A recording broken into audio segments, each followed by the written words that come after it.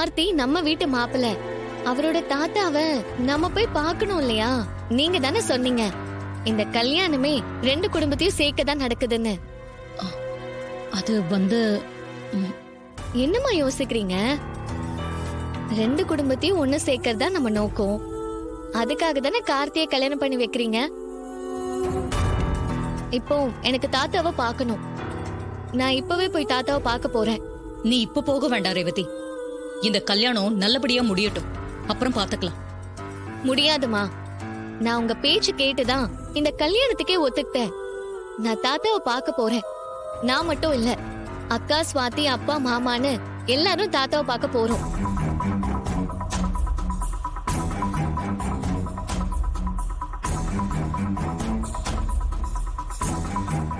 என்ன இதெல்லாம்? எல்லாம் உங்க வேலைதானா? இப்ப என்ன அவசரம்? அவசரம்லாம் இல்லம்மா. தாத்தாவை பார்க்கணுங்கிறது என்னோட ஆசை, அவ்வளவுதான். என்ன நீ என்ன முறைக்கிற? நீ தானே சொன்ன 2 குடும்பமும் ஒண்ணு சேரணும், அதனாலதான் கார்த்திக்கு ரேவதிக்கு கல்யாணம் பண்ணி வைக்கிறேன்னு. எங்க அப்பாவை பார்க்கணும்னு ரேவதி ஆசைப்படுது, நாங்க போயிட்டு வரோம். மத்த ரேவதி ஆசைப்படுறா, அதனாலதான், மத்தபடி ஒண்ணும் இல்ல. ரேவதி அப்பாவை பார்க்கணும்னு ஆசைப்படுறாள், நாங்க கூட்டிட்டு போயிட்டு வந்துடுறோம். அப்பா, நம்ம கிளம்பலாம். கார்த்தி, தாத்தாவை பார்க்க நீங்க வரலையா?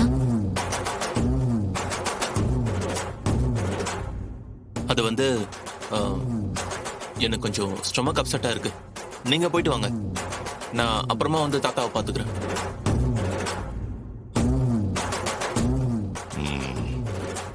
பாத்தீங்களா மாப்பிள எப்படி சமாளிக்கிறான்னு? மாமா கண்டுக்காதீங்க மாமா, முதல்ல இங்க இருந்து கிளம்புற வழியை பார்ப்போம். அவன் கிடக்குறான் வேஸ்ட் ஃபுல்லா. அத்தை, ரேவதியை கூப்பிட்டு நாங்க கிளம்புறோம். அம்மா, நாங்க போயிட்டு வந்துடுறோமா? அம்மா, என்ன நீயும் போற அதானே? போங்க எல்லாரும்.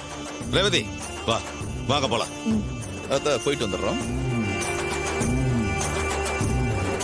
என்னக்கா இது? உன்கிட்ட சொல்லிட்டு நம்ம விரோதியை பார்க்க போறாங்க, நீ எதுவும் சொல்லாம அமைதியா இருக்க? நம்ம நிலைமை அப்படி. மனசுல இருக்கிறத ஓப்பனா பேச முடியாத ஒரு நிலைமை.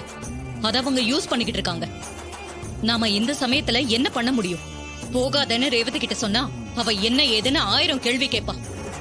தேவையில்லாம நாம தான் மாட்டுவோம். நாளைக்கு கோயிலுக்கு போறதுக்கு எல்லாத்தையும் ரெடி பண்ணு, மத்தத நான் பாத்துக்கிறேன்.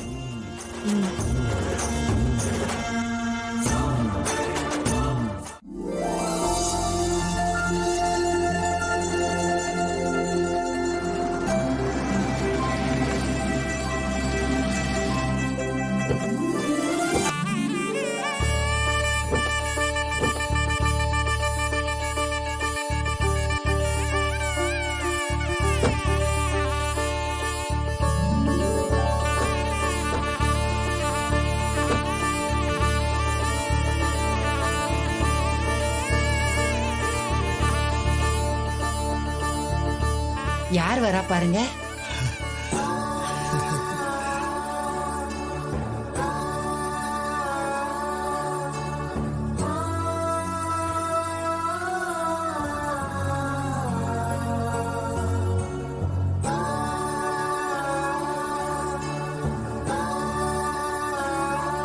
பாட்டி, வாங்கடா சொல்லுங்க. அப்பா இந்த மனுஷன் எந்திரிப்பா, எந்திரி. பாட்டி, நல்லா இருக்கியா?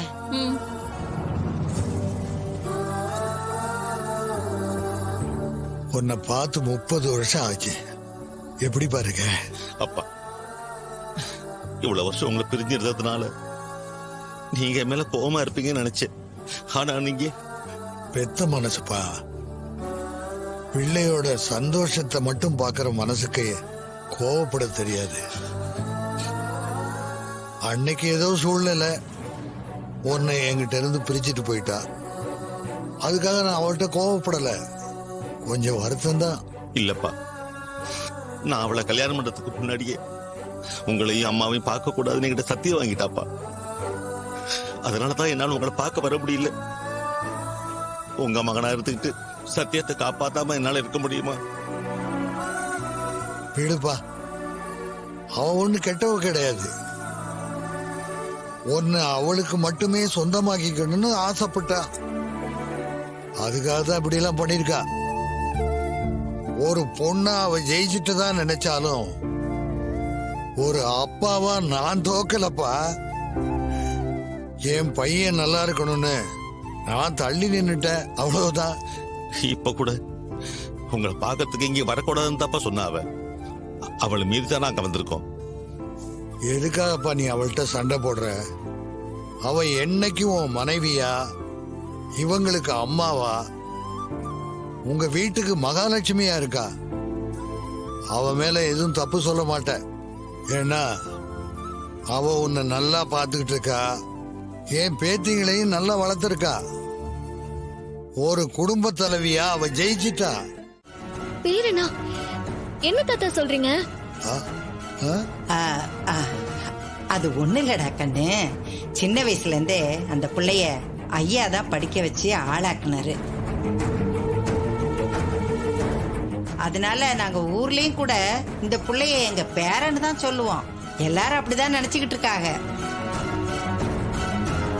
ரொம்ப நாள் கழிச்சு தாத்தா ஊருக்கு வந்திருக்காருல்ல, அவரை பார்த்துட்டு போலான்னு வந்திருக்கு. இல்லைங்க? ஆமா ஆமா ஆமா, இவன் செல்ல பேர ரொம்ப பொறுப்பானவன். அப்பாடா, அப்படிங்களா?